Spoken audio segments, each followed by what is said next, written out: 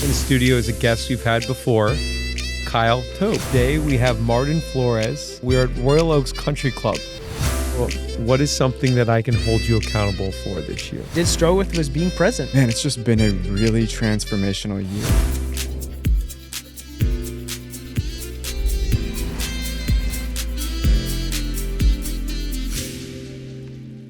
Welcome to the Alex Perry on Fire podcast. Today in the studio is a guest we've had before, Kyle Towb. Thank you. Thank you for having me. Welcome back. And I just want to let the audience know, for those of you who are watching or not, Kyle, I think your hair's gotten longer. I hope not. It's got to be 5 feet now, no? Maybe. I was at 4 feet before. I haven't measured it in a few months. I'll have to check when I get I home. like it. It automatically makes you seem wise, in my opinion. Oh, thank you. Yeah. You know? Hey, anything I can do to seem a little bit more wise. We had a great podcast really early on in the year, about 8 months ago, where we dove a lot into the spirituality of life. And I think you bring a calming essence to that side of life. And having you back on the show, I'd like to know maybe what's some profound things that have happened in that span where we had you on the show. I want to say it was March, April time to, the end of the year right now. Let's see. There's definitely been a few. In reflection, where to begin? I ended a relationship that was new and exciting, kind of something I hadn't felt in a while, something I felt really deeply about, but I realized it wasn't going to pan out for the long run. Can I stop you for a second there? Please, yeah. How long was that relationship? It was only 5 months, but it had all the glory of a longer relationship. The longest relationship I've had is 4 years. I think you've had a 4-year relationship. Years? Yeah. And so, yeah, it just reminded me of all these great things and all these other partners I've had in the past, and gave me a little inspiration for the future and potential of what could be. But in getting out of it, it also made me realize what I really truly need and what I need to make sure I find for something that's going to be substantial for the long term. What do you think it is that you need? Ooh. This is going to sound kind of corny, but I feel like, I shouldn't say I feel like, in psychology, we often look for partners similar to our parents. And if our parents have tumultuous relationships, oftentimes it can make it more difficult for us to find partners. I was very fortunate to have a mom with the last name of Good and a dad with the last name of Towb, which means good in Hebrew. And so they're like the most kind, giving, jovial souls you could ever meet. And this partner had almost all of those things, except for kind of like that endless positivity and that just shining glory that I see in my parents. And so it really made me realize I need a partner that has that same kind of spirit, just endless love, positivity, carefree nature. And I guess I had never really placed that level of significance on it. I'd see all these other great things, and they would be kind of positive or negative, but you, like myself, we're entrepreneurs. We're very driven. And if we don't have a partner on our team that kind of accepts the lifestyle and the things that come with it and is working with us in unison, and encouraging us and lifting us up, and then vice versa, it can make life hard on the both of us. They don't get what they need. Yeah, you want a partnership and someone who encourages you, right? Quickly kind of gets who you are and feeds into that, but holds you accountable, and vice versa. Absolutely. Did you end it, or did she just now, out of curiosity? I ended it. It just kind of hit me where I was like, oh wow. I had actually started to slow down in my own practices and some of my own behaviors. Like I was kind of being drugged down in some ways, but very minimally. And And then I asked her one night, after we had a long talk, I was like, would you consider yourself a positive person? And she got really quiet and she was like, not so positive. And it really hit me. I was like, yeah, I see that now. It taken a little time. I had traveled for a good portion of that relationship. And there was a dating period before we became a serious relationship. So, yeah, I just realized, and it's hard too, because oftentimes we fall in love with someone and things are really great. And we see things that maybe they're minor red flags. They're acceptable red flags oftentimes. But in the long term, in the span of things, they can be very detrimental to both partners. Yeah, I agree. And I think, I say this to my friends, I say it to myself with incredible gratitude. I live, I'll speak for myself, the most incredible life.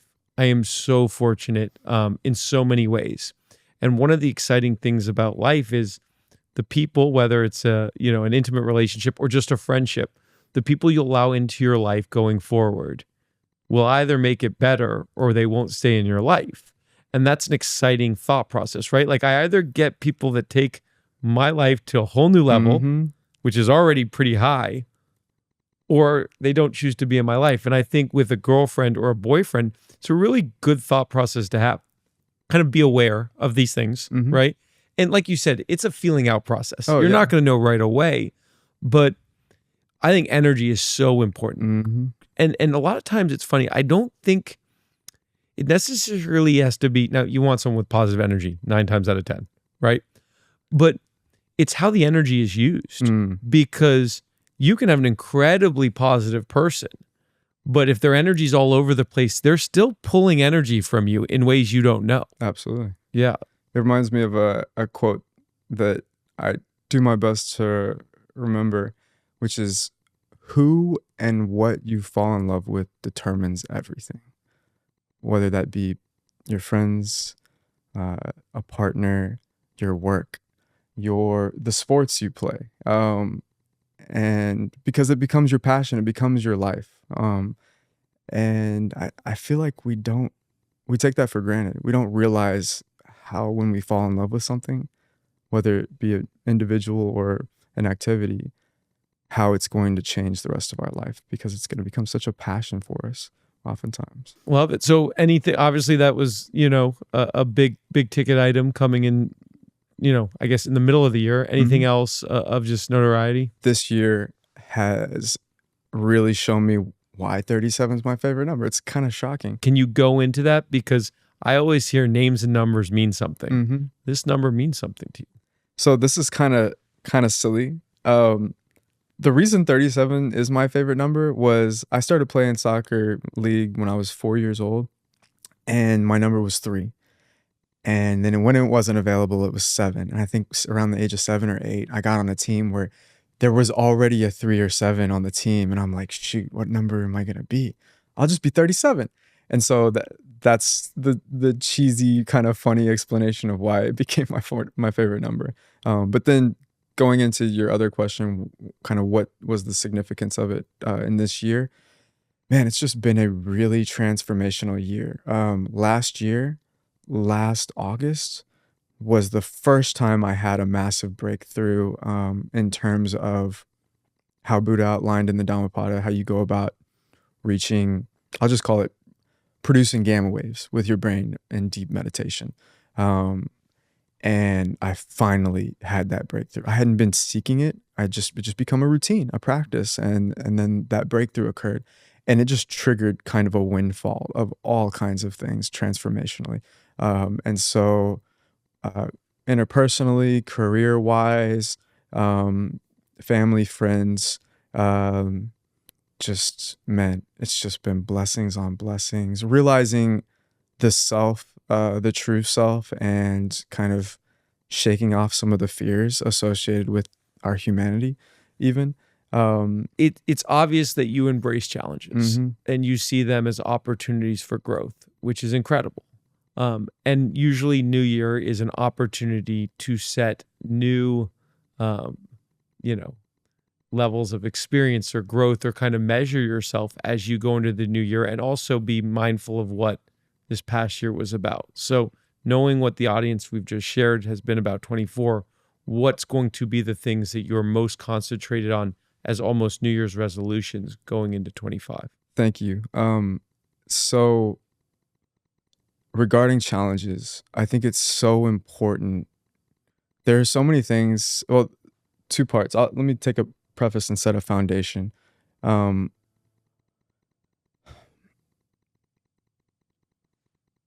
we, like you said, we want to live in these higher states of bliss, joy, peace, and all these things, and not experience the lower. And then even when you get into meditation, you want to find like a state of nothingness or a state of peace of mind. But that's not what it's like. That's not what it's about being human. Being human is about experiencing all those emotions, whether they're pride, apathy, whatever it could be, like just the good and the bad.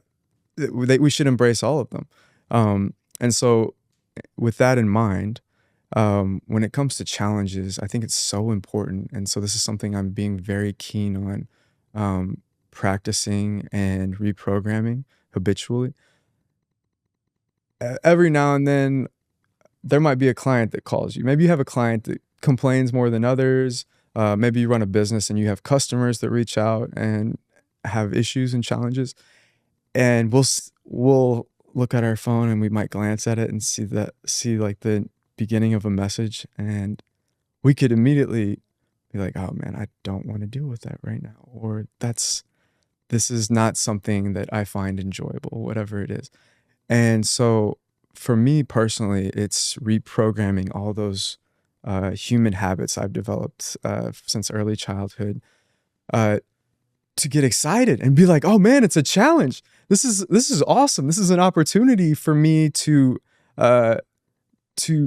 deal with this, or maybe deal with isn't the best word because it could be, but Well, I understand what you're saying, because there's a level of burnout. I think when you see something and you get a phone call or a text, especially in your line of work, and you don't want to deal with it, or you're getting tired of it, you're trying to reprogram, as you said. There's a lot of different ways to reprogram. You're saying you look at it as a challenge. I think the way I look at it is gratitude. Oh yeah. And just think, okay, I'm grateful to be in this situation. You use that to kind of propel me to say, okay, I got this. I'm going to push through this. So I see it as kind of a working, you're kind of working with different things. But as you sit here today, have you been mindful of some things besides reprogramming, but to say like, no, this year, this is what I'm going to really, really focus on. Just, nothing broad, just something very, very intentional. Okay. Yes. And that would be it's in relation to one massive realization I've had, which is I've spent much of my life seeking to help others. Being the front man is insignificant to me. It's not important. But just helping others, sharing in their success and their joy, which always in turn ends up, benefiting me in some way, but that's not the point.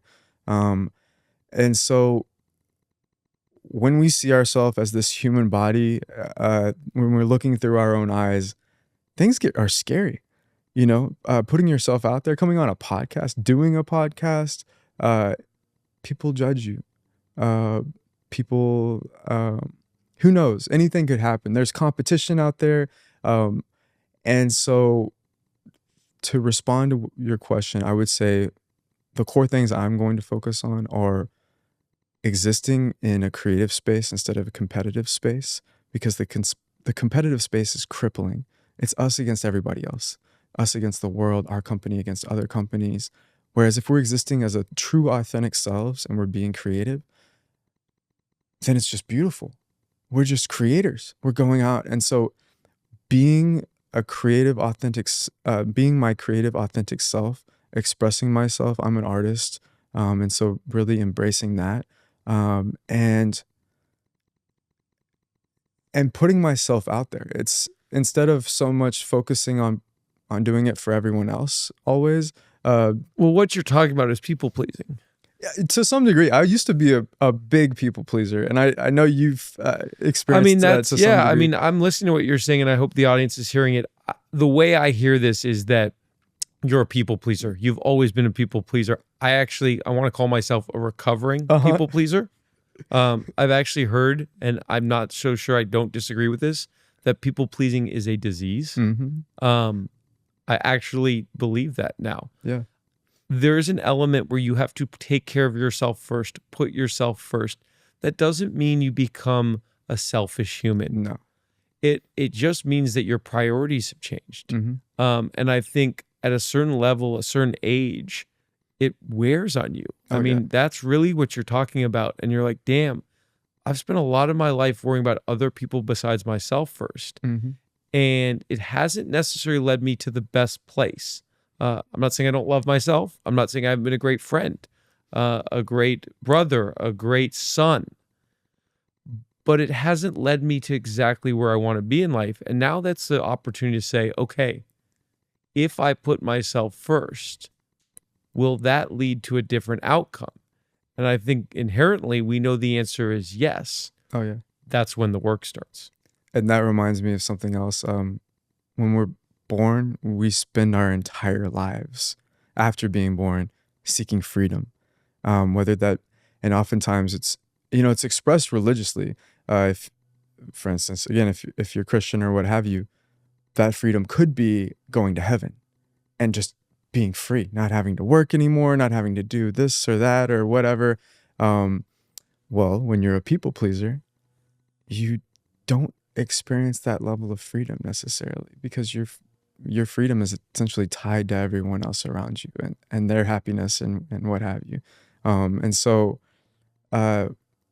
finding freedom for ourselves, I think, is a journey. Well, what is something that I can hold you accountable for this year? Patrick has kind of charged me with being more of a creative, and you have encouraged and charged me with being really embracing my spirituality and all these other things.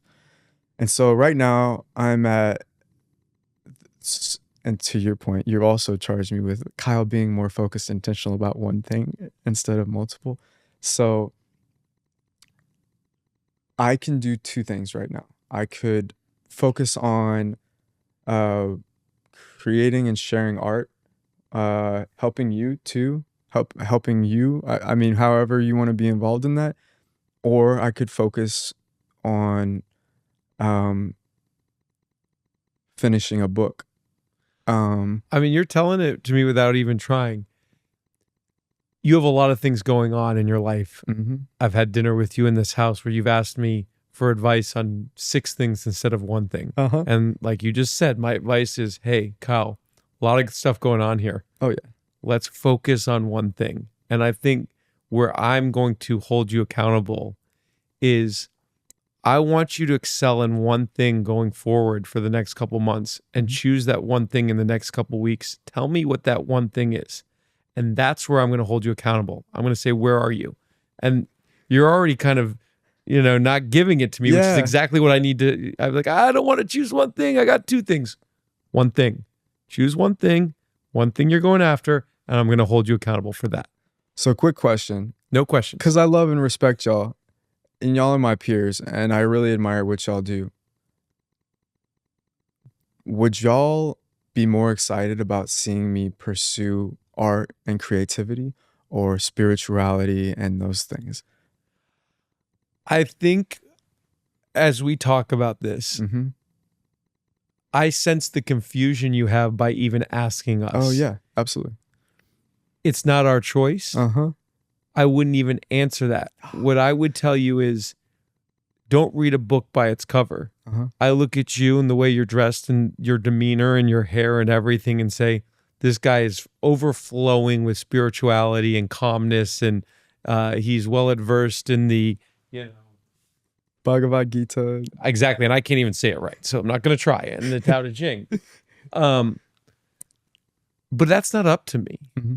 If you want to go deeper down that path because it fulfills you, great. If you find that you're not being true to yourself in business and taking care of that, or your health, or other things, I almost think you're answering the question. It's not up to us. And I think that's the key. I've been a people pleaser for so long.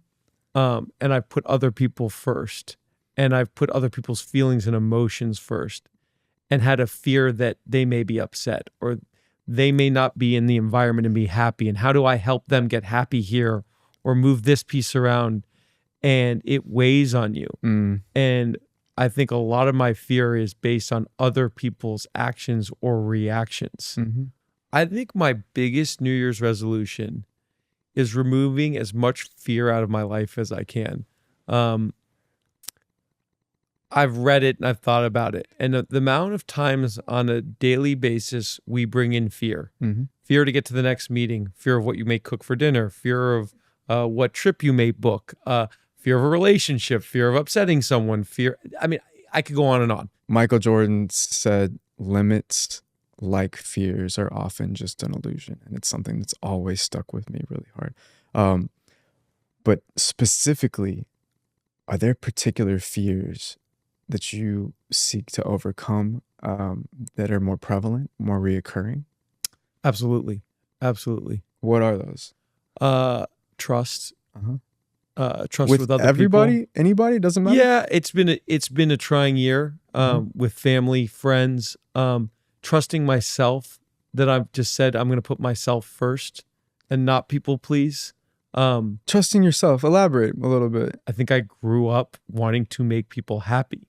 And so the fear is I can't be happy until they're happy, or I can't relax till everyone else in the room is relaxed, or I can't do this until this happens. Very cause and effect. How are you going to overcome that? What is the practice or what? The practice is putting myself first and recognizing, as I've said earlier in the show, that I cannot control, nor should I want to control other people's emotions. When you're brought, nor should I feel their pain, good or bad. When we're brought into this world, however we're brought in, or you think, you get that. You are signing up for everything. You are signing up for all of it. Oh, yeah. And I don't want to carry that. I don't want to carry that anymore for other people. I certainly want to be empathetic and sympathetic. Oh, yes. I want to ride the high waves. I want to ride the low waves with people. But the wave I want to ride the most is my own. And I think I have done a very bad job of that up until this time. And that's what I'm going to work on the most. And a lot of that is fear-based. How do you gauge whether or not you're achieving it or succeeding in that effort? I think how calm I am with myself and at peace I am with myself, and recognizing when I'm going into bad patterns or new patterns or breaking patterns. So on a daily basis, in the morning when you wake up and at night when you go to sleep, are you checking these? Are you taking notes? Are you doing anything I like love that? the natural kind of way of going about things. Almost like I would never want to white knuckle this. Yeah. I think the best way I've started to go about it, and again, it's been organic, is being not only present, because I don't love that, and it's one thing to say present. I've got such internal gratitude for where I'm at and the things that are in my life that I'm slowing down time. The last 2 months has felt like 8 months to me. And the reason for that is, first of all, my alarm doesn't wake me up. I wake up, and I wake up super early. But the first thing I'm excited to do is walk downstairs and have a conversation with my 2 dogs. Oh, yeah. And the conversation is, how'd you guys sleep? Would you guys like some breakfast? Oh, man. It's stupid, but it's fun. Yeah. And then right after that, I have my shake, I have my banana, and I fill out my gratitude journal. And I love that. And so and my manifestation 369. Awesome. Okay. Then I go to the gym and I take care of my body. This is not for me. I mean, I wish I'm not going to have abs anymore No, or any of that stuff. I It's don't- for my peace of mind. It's for me to get my body moving, my mind moving. It's also kind of happy hour. I hang out with some of my friends and I get to come back home and see my dogs again. And my dog walks up to me like he hasn't seen me in 10 years and jumps out of the room. And that's fun for me as well. And then I brought this into my daily routine. I meditate and I love it. And I meditate without time, knowing that, hey, this could be 10 minutes. It could be 20 minutes. It could be an hour. Beautiful. And then, not to give too much details, I jump in the shower. I put on some clothes that I think I hopefully look good in for the day, or match what I'm doing that day. And then I go to work. And when I say go to work, I get to respond to emails and help clients and talk to my brother and see where he's at or my friends. And then I get to go have lunch 3 out of 5 days, 7 days with my dad or friends. And then I get to walk my dogs later in the day. And there's just so much going on. In the meantime, I'm making money, or I'm planning events, or I'm doing things, and it's on my time. Obviously there's other people involved, right? But you asked me how the barometer of it is and what I'm doing. If I'm fearful of, I've got to get here, I've got to be here, I've got to do this is expected of me, I've got to be the number one agent, I've got to sell this much real estate. I brought people in to help me so that I'm not concentrating about work. I have the ability to read a book. I have the ability to listen to a podcast. I have the ability to, for my team, Alex Perry on Fire, to say, how available are you this week? Guys, I'm available for what you need. The old Alex said, I got 10 minutes and wouldn't be present. So, okay, it feels great to say it. And words mean something, but then go do it. And the barometer is, when you're going back into bad patterns. Oh, yeah. You can look on your phone and say, shit, I've been on phone time 10 hours. Okay, that's not good. But it takes a little time to kind of catch yourself off. It does. Yeah. It can be a day where you're like, man, I was on my phone for a while. It could be a week where you've been off. It could be, and I've learned this, and it's all learning, bad boundaries. Setting boundaries, removing those boundaries with people that should not be in your space, or asking certain questions, or doing things. I've spent a better part of a year, learning these things, understanding them. The biggest thing, being aware of them, right? Now, when you're aware of something, you have two choices. You can ignore it, or you can go to work on it. I'm keenly aware now of the things I want to put into my life, the patterns I want to break, the things I need to work on. And there are a lot of them. So I'm not going to sit here and tell you I figured it out to one. The one I'm going to concentrate on the most to start is this fear. Again, what I want to do is I want to thank you for coming on the show again. And because it's Alex Perry on Fire, I need 2 questions, as always. One, what's firing you up right now? What's firing me up? It's that trip to Japan with my mom, road trip. Last time I called it road tripping with God. So now I'm bringing my mom along for a road trip with God. Love it. And we like to donate always.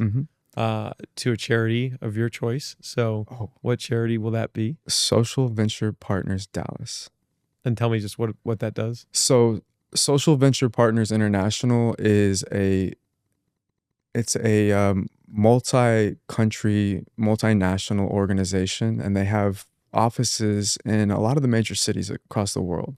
I think it was founded by either one of the founders of Google, I believe. He was looking for just a community of philanthropists to come together and support local nonprofits. And so what SVP Dallas focuses on is they're a group of around 250 partners, philanthropists in Dallas. Then there's also a residency program for young professionals that come in, and they provide education and resources for those individuals to then go out and support the community. But then also we have 5 advisees every single year. I should say they do. I work with the organization. I volunteer with them as well. And those advisees, essentially, we take in 70 to 100 applications every year of nonprofits that are consistent, are reliable, have a substantial impact. Because I can't remember, but there's a lot of nonprofits that aren't active, or they're struggling and they're not able to actually provide the help that they're seeking to, and they end up fizzling out. And so we're really keen on taking the ones that are in a good space, or they're in a space where they're headed in the right direction. They could just use a helping hand, and we provide grants, resources, partners. So these partners are very successful individuals, and they have a lot of experience, and so they're able to share their experience without being, how do you call it, overbearing per se, and projecting themselves on them. And so every year they put on multiple toolkit sessions and a major end of the year conference where we bring a lot of people together and just continue that education process. Love that. And for the audience listening, if that's something you're partaking and need help, and now we know what it's all about. So I appreciate that. Yeah, we're always looking for partners to come together. It's a really great community. Well, thank you again for being on the show. Thank you for having me. Incredible. And I learned a lot. So thank you very much. Thank you, brother. Bye. And today we have Martin Flores back, but not in studio. We're at Royal Oaks Country Club. And this used to be his office. And a lot can change in a year. And this is no longer his office. And I want to go into that a little bit today. So welcome, Martin, back to the Alex Perry on Fire podcast. It's great to be here, buddy. Great day, great background, but you're no longer playing professional golf. Can you tell me kind of what the biggest, I'd say, highlights and challenges have been for you this year with this transition out of golf into a new business? The biggest highlights personally has been being with my family. So being with my wife, my children, and then obviously like our friends. You know, you and I get to hang out a lot more than we used to. You know, I traveled all the time. So reconnecting with friends and just being in town and seeing everyone on a daily basis has been probably my biggest highlight. Challenges, I would say from a personal standpoint, you know, I kind of felt like a fish out of water a little bit. Starting a new career, you know, my identity, you know, has been a golfer. So, you know, managing that transition, starting over in a new craft. So learning that craft, finding new routines, which you and I have talked about a lot, together. So, there's been a lot of challenges, but also a lot of highlights. Yeah. And I want to go into some of those challenges because I think it's something we can all appreciate. The first thing was identity, right? Yeah. And you had mentioned your whole life being a professional golfer and known as being that golfer. What was the biggest struggle with then saying, I'm not a professional golfer, or do you still kind of live on both sides of the coin? I think I still live on both sides of the coin right now, you know, just because I did it so long. So when you've done something your whole life and then all of a sudden you kind of stop, you know, my routines just absolutely were way off. So I used to have everything dialed down to, you know, how I ate, how I, you know, took care of myself, you know, how I practiced, how I, you know, my time management, all those things. And so when that is no longer the case and then you jump into something else, you know, you might have to be here for a certain time or here for a certain time and things fluctuate. So there's a big learning curve, you know, on how, you know, you're able to get through that time. And it's been tough because, you know, I miss playing golf every day. I miss the competing part. I miss my friends, you know, on tour, but I just didn't want to go on the road, you know, 30 to 35 weeks out of the year. Yeah. And talk to me a little bit about that because I've heard you say of the likes, I shot 63 yesterday. I beat some really good professional golfers. What makes you stay off the course? All I have to do is think about getting on an airplane. That'll do it really fast. It just became a priority shift. I think I kind of touched on that last time. I just wanted to be around my kids every day and participate. You know, my son's going to have starting basketball this year. So that's been fun to start to get him ready. Like we play pickleball together. I go take him to school. Like we do stuff together. And that's been the biggest thing that I think about all the time when I start to miss golf, because I do miss it all the time. And I still play fine. Like when we go play golf, like it's still, you know, I feel like pretty good, you know, most of the time. Yeah, and you did. You touched on it last time, and it was something really important. Out of every guest in the first season, it was about priorities. You had a priority shift where you said, I'm going to put my family before myself, because you still had that incredible desire, love for golf, competitiveness, all the things you just talked about. Now that you've done that, what are the things you're doing? Because I think it's so important to take care of yourself, to do things for that really hit home for you. Yeah, I mean, you and I have talked a lot about this, you know, establishing new routines, how I'm going to grow as a person more, how I'm going to prioritize, you know, the fitness component, or Now we talked about gratitude. We've talked about, what's made you successful in your industry. How are those going to apply to, other industries? And I just feel like, it doesn't matter what industry you're in. It takes the same things to become successful, whether it's hard work, whether that's continue to learn, how you communicate, how you treat people. So a lot of what goes in now, is no different. It's just I have a bigger learning curve to do that. But prioritizing those processes has been probably my biggest challenge and what I'm going to continue to work on for, 2025. Yeah, well, that leads me into 2025. What are your goals? What are your New Year's resolutions for 25? I think I want to do a better job of all my processes. And what I mean by that is, how much am I taking to learn, my new craft? How much am I taking to, make sure I spend time with my family? How am I going to grow more as a person? How am I still going to enjoy playing golf because I still love it? How am I going to prioritize that? How am I going to prioritize a little bit of work-life balance? Because as you and I have both done, we've gone aggressive in one direction, and it's always what's next. And I think you and I have both talked about one of the things I want to do a really good job of is enjoy the wins. Okay, so enjoy the successes. So when I played golf, all I cared about was once I had a good tournament, let's just say we ended on Sunday, there's still a tee time on Thursday. So it's like, what's next? And I think you and I have talked a lot about that and like, hey, why don't we just enjoy the journey a little bit and enjoy some of those successes and enjoy the people that are around you that help you have those successes. And I think just having being aware of that is a start. And then I think it's going to be even harder to practice in 2025. Yeah. And, an example of this is you go into a new business and you're trying to set your ego aside to say, look, I want to learn. I'm new to this. But then all of a sudden you have some wins in that business. And the other day we're playing golf and you tell me about a great win you had, a big deal you closed in the insurance business, something that can probably take someone a couple years to have that amount of success. And you were dismissive about it. Not because it wasn't a big deal, but because you didn't want to make it about you. And what I said real quickly was, hold up. You need to take a moment to say, look, this is incredible. You need to celebrate it. You need to celebrate the win, and you need to share it because people want to see you do well. And also when they hear you're doing that business, it will lead to more business.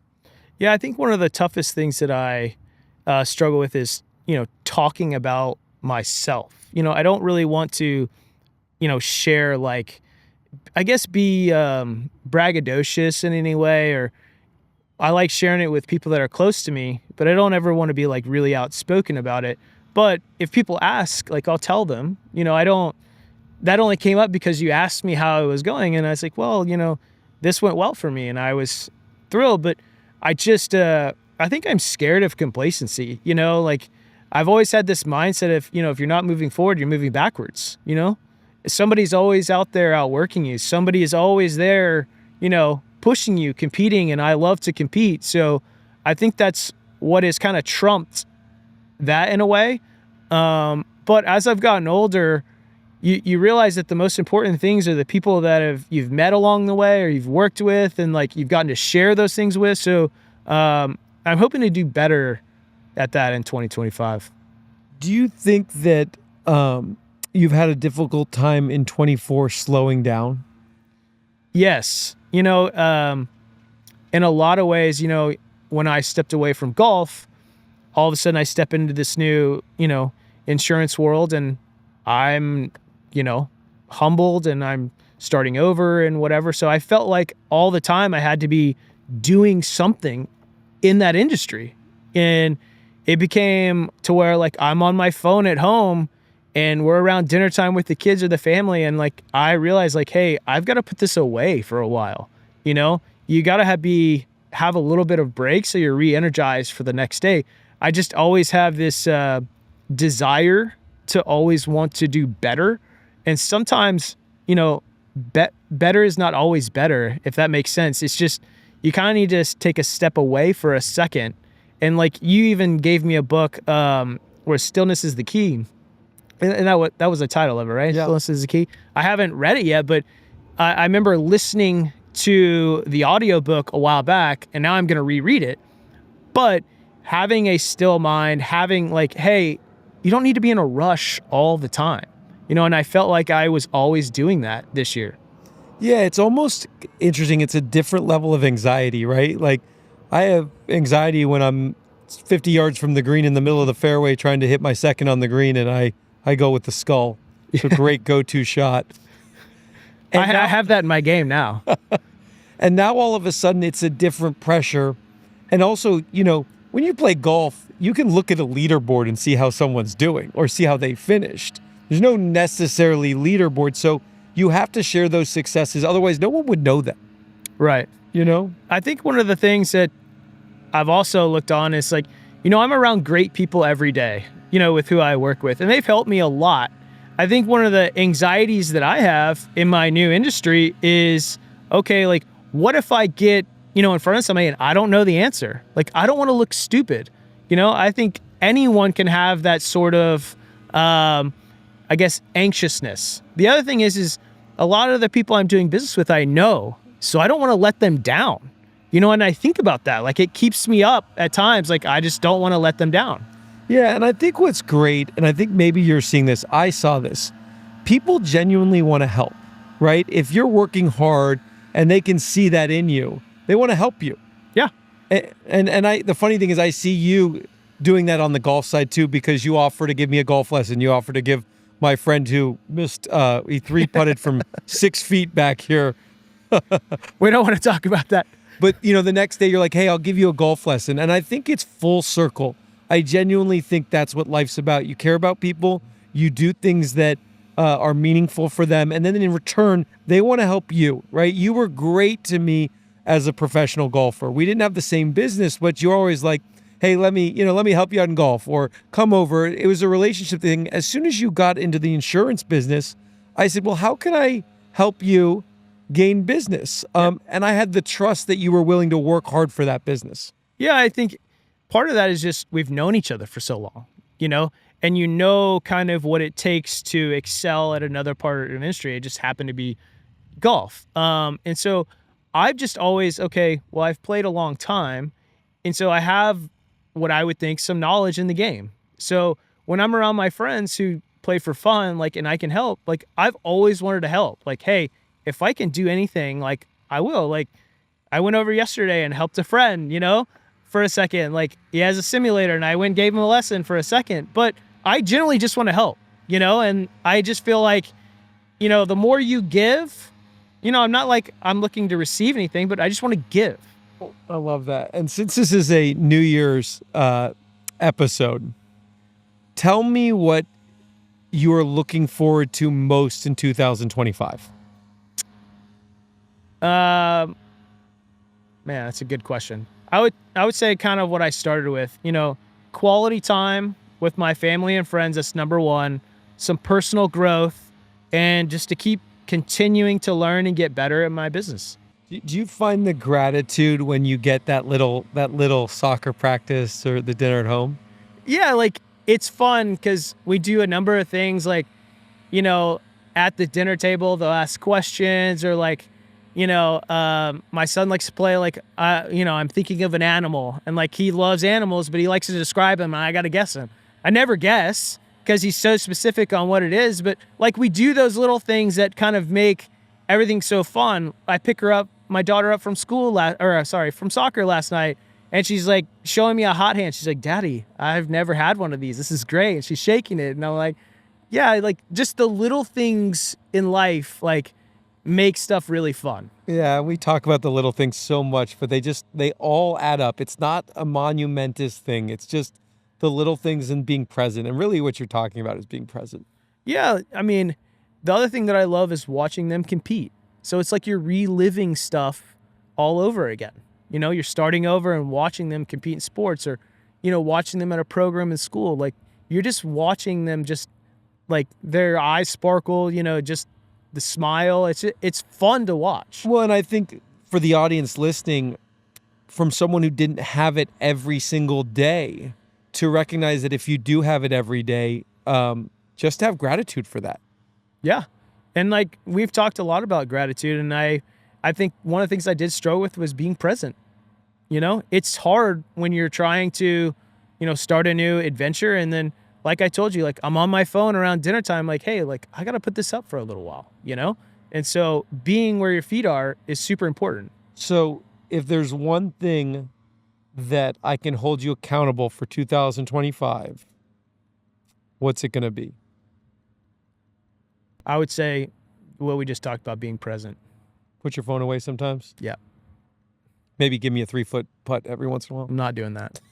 Unless you're on my team. It's funny, on the first episode we did together, you said there was a board and you're climbing that board, and that's giving you probably confidence. Yeah, like we have this cool thing in our office that, shows your ranking with where you are amongst your peers. And like, it really drives me to want to get to be the number one spot. I'm not, but one day I will. I want to be, So I love that stuff. I love competing with myself. I love competing with others.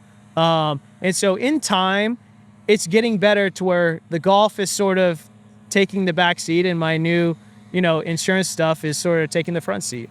Well, I want to thank you for coming back on the podcast. No longer your office, but I'll step into it at any time. Yeah, it's great to be here. Thanks. Thank you for your friendship. Thank you so much for listening to this episode of Alex Perry on Fire. It means so much to me and the wonderful team that makes this all possible. I'm now passing the flame to you. Please follow, like, and subscribe so you can always stay up to date. Thanks again, and stay fired up.